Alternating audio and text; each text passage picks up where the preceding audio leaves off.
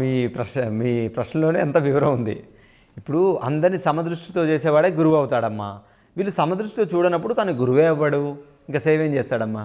ఇక్కడ వీళ్ళు సేవ చేసేవాళ్ళు లేరు, జనాన్ని షేవ్ చేసి బ్రతుకుతున్నారు. వీళ్ళ సేవ ఎక్కడుంది చెప్పండి. ఫర్ ఎగ్జాంపుల్ మనం తీసుకుందాం, మీరు అన్నట్టుగానే ఏ రంగంలో సేవ ఉందో చెప్పండి. పనికి మాలిన ప్రవచనాలు చెప్తారు, పనికొచ్చేవి కావు.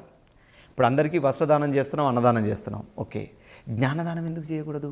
నువ్వు జ్ఞానదానం చేస్తే నువ్వు ఇచ్చిన జ్ఞానంతో వాడు వస్త్రాలు, ఆహారము, సకల సంపదలు వాడే సృష్టించుకుంటాడు కదా. వాడు సృష్టించుకుని నీకు కూడా కొంత ఇస్తాడు కదా దాంట్లోంచి. అదెందుకు చేయవు? చేస్తే వీళ్ళందరూ తెలియనబడిపోతారు. వీళ్ళు జ్ఞానవంతులైతే మేము వెధవలనే విషయం గ్రహిస్తారు. మేము వెధవలని తెలిస్తే మాకు అన్నం పెట్టరు. కనుక వాళ్ళందరినీ అజ్ఞానులుగా ఉంచాలంటే మేము వాడికి జ్ఞానదానం చేయకూడదు. ఇది సంకల్పించుకొని కూర్చొని ఎవరికి విద్య లేకుండా చేశారమ్మా.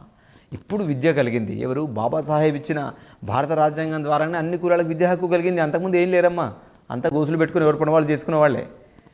భారత రాజ్యాంగం వచ్చిన తర్వాత మాత్రమే సబ్బండ వర్గాలకి విద్యా అవకాశం దొరికింది. ఆ విద్య ద్వారా జ్ఞానం సంపాదించి దాని ద్వారా ఉద్యోగస్తులయ్యి, వ్యాపారస్తులయ్యి, రాజకీయ నాయకులై కాస్తో కూస్తో వాళ్ళ చరిత్రను తెలుసుకొని మళ్ళీ వీళ్ళు మళ్ళీ రాజ్యం వైపు ప్రయాణం చేసే అవకాశం ఉంది.